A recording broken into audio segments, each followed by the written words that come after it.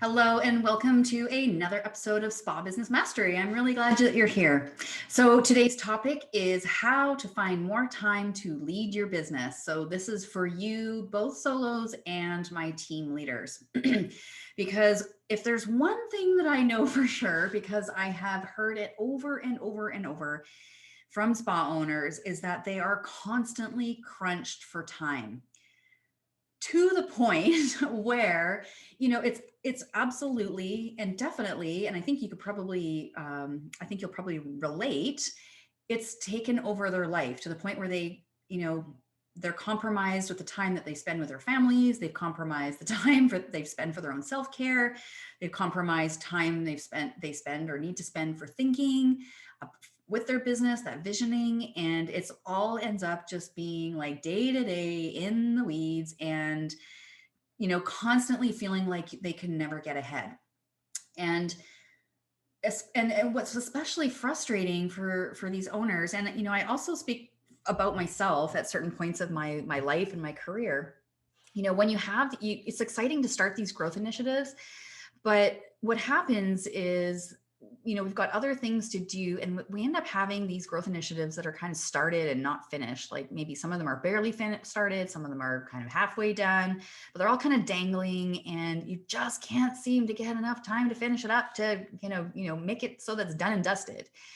And when that happens, constantly, and when that happens over a long period of time, I'm talking years, um, and that's not a unusual story to hear about spa owners going for years with just feeling like there is no time in their day and that they're constantly running and it's just this frenetic pace. So, when that happens, the spa owners, we lose our jam and juice for wanting to be in the spa industry, because there's not a lot of joy left when you feel like you are constantly the bottleneck. Um, and so that's where I see a lot of spa owners coming to me, when they're at their wits end, they can't figure out, like, how do I fix this?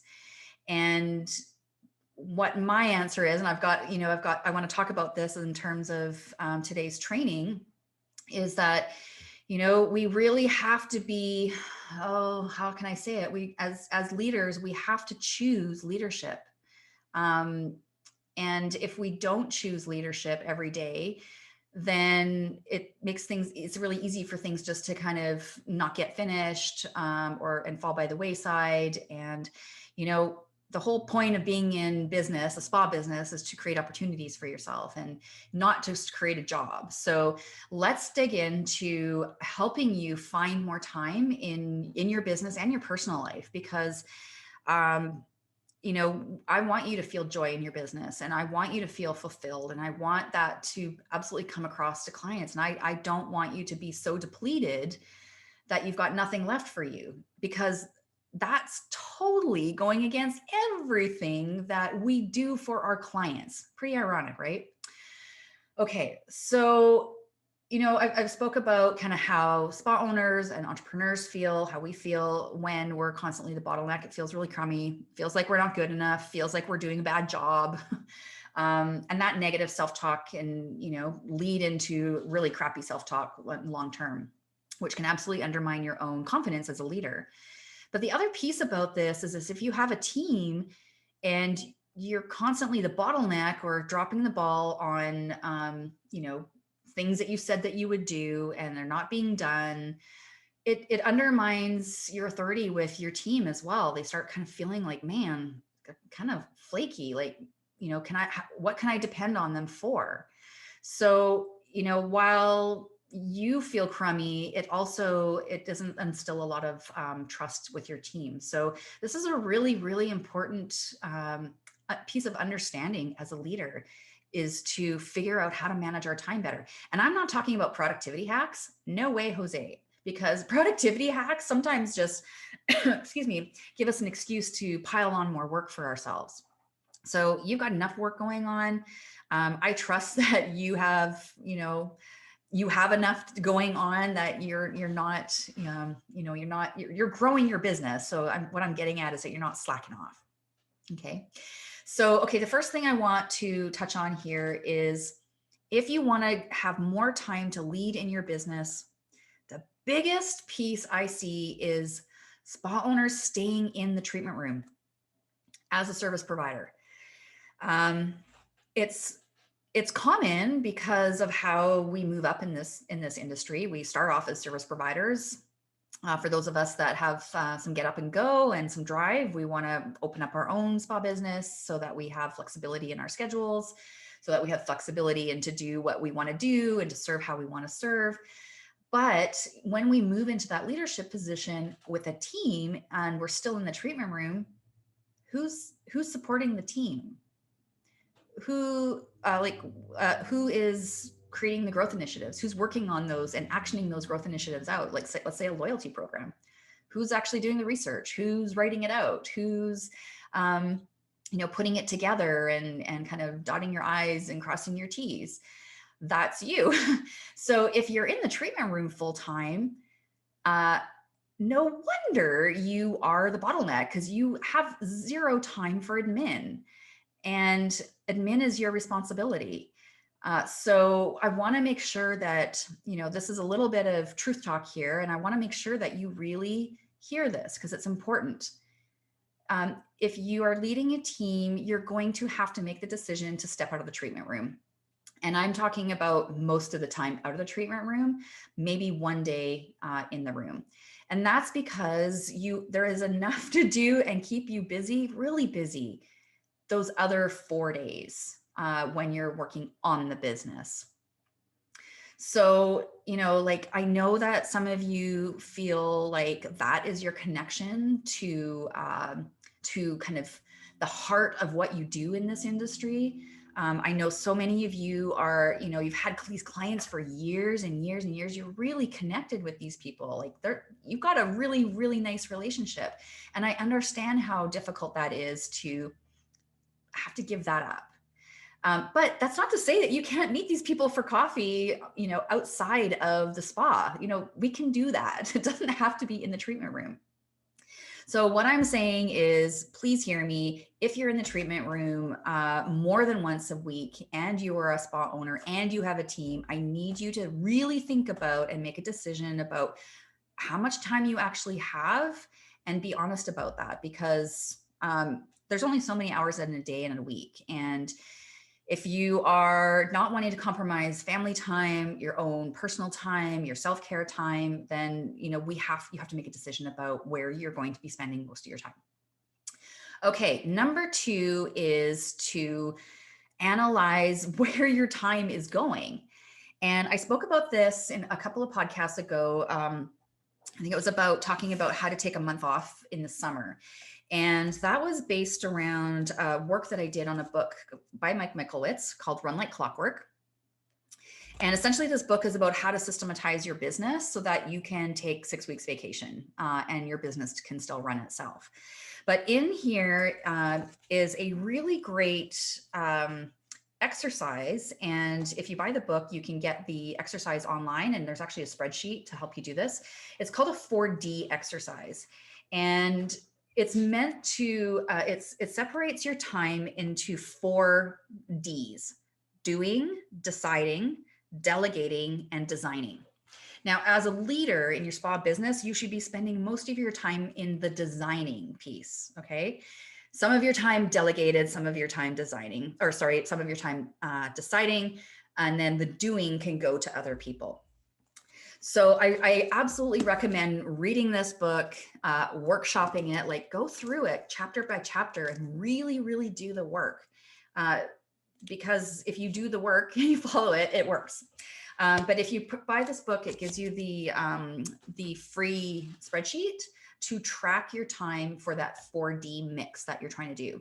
So when I did this mix a couple of years ago, and I already had systems in place, but when I did the 4D mix and tracked my time for a week, I was still really shocked at how much time I was still doing in the doing mode of my business. And I realized, and at the same time, I was realizing, there were some things that I was doing that I was feeling kind of cranky about and resentful because I didn't want to do them because they were not fulfilling at all. So those things were the first off, I'm like, right, I need to delegate those to somebody else. The other pieces of doing was stuff that I didn't really need to do, but I kind of liked having my hands in it, doing it. And this is where I think a lot of you spa owners who are still in the treatment room, where you get stuck. You like it still, but it's not your best use of time. It is not the high level tasks that you need to be doing as a leader. So yeah, that was a real wake up for me. And I was making sure since then that I am being conscious about what I'm actually doing. Do I need to be doing this? Is this high level? If it's not, I need to send this to one of my team members or outsource it to somebody else. I still struggle with that. I'm going to be perfectly honest. I still struggle with having client conversations and something comes up and my first thought is like, oh, I'll do that for you. But that's it's not my job in that role as a coach. But in the virtual spa business side of things, I have a team to do that. That's what their job is. And quite frankly, if I get my fingers in the pot, that they have their system, they've got their own system and they're in their rhythm. If I get my fingers in the pot and try to be like, hey, what's happening? And hey, what can I do to help? I often kind of make more of a pain. I'm more of a pain in the butt for them than anything. So this is a real eye opener for leaders. Like, you don't have to do everything. You shouldn't do everything, especially. Okay, the third little nugget here in order to find more time to lead in your business is to set up systems. So basically organize and standardize your procedures and your policies so that you're not constantly having to put out fires. You know, if you have a staff team handbook that has all your policies, this is how we interact with each other, this is how we behave, that's standardized. If you have an operations manual, this is how we open and close the reception. This is how we set up a treatment room for a facial. This is how we transfer a client from the esthetician to reception when they cash out. We need a standardization of care and the guest experience, because if it's not standardized, then the client is not getting a standardized outcome. But the whole point of having standardization and having that documented and having that your team trained on that is that it means it allows you to not constantly be, putting out fires, the same little fires that come up all the time. The same little fires that drive you crazy because you're in the middle of one thing with creating a project and you now have to deal with this, that, everybody should know exactly how to deal with this, but somehow you're still dealing with it. So if you're struggling with more time, it's a very simple solution, but it's sometimes our hearts get stuck in making that decision as a leader. But I want to be explicitly clear here. It is your responsibility as a leader to make this decision to manage your time better. If you choose not to make this decision, that's also a decision, okay? That's also a decision, like, I'm just not going to deal with this. I'm going to keep doing this the same way that I keep doing it. But unfortunately, you're going to keep getting the same outcomes of that. And those outcomes are no time, feeling crazy, feeling like just so much pressure that you can't handle it. So I know you don't want that. So I urge you to maybe just kind of get quiet and do a little thinking, and maybe you need to do a little self-reflection about, okay, why am I so resistant to coming out of the treatment room? What is it about that? And I'm going to guess that, and because this is what I've noticed through the years I've been working with spa owners and from myself being a esthetician and spa owner, is that we are in the profession of caring for people. And so that is not very easily glossed over if we are service providers, because we take that super seriously. Just pausing my notifications, forgot to put those off. So, we take those super seriously, and we take our relationships seriously. And it's really hard to say no to those relationships. So I get the heart piece in it, but if you just can't stand it anymore, as far as not having time, then a decision absolutely needs to be made. And I know you're capable of doing that. You might just need a little time to think about it. Think about the whys, the whats, and the hows. All right, that's it for today for Spa Business Mastery. I hope you enjoyed it. If you did enjoy it, please, I would love a review. and from whatever platform you are listening on. And if you have any questions or have any comments, please feel free to reach out to me. I always love getting those emails, and I've been getting them fairly regularly. So it just warms my heart when I get an email that you've enjoyed the podcast. If there's anything about a specific podcast that you appreciated or wanted to know more about, I'm happy to hear about what you have to say. All right, take care, and we'll see you next time.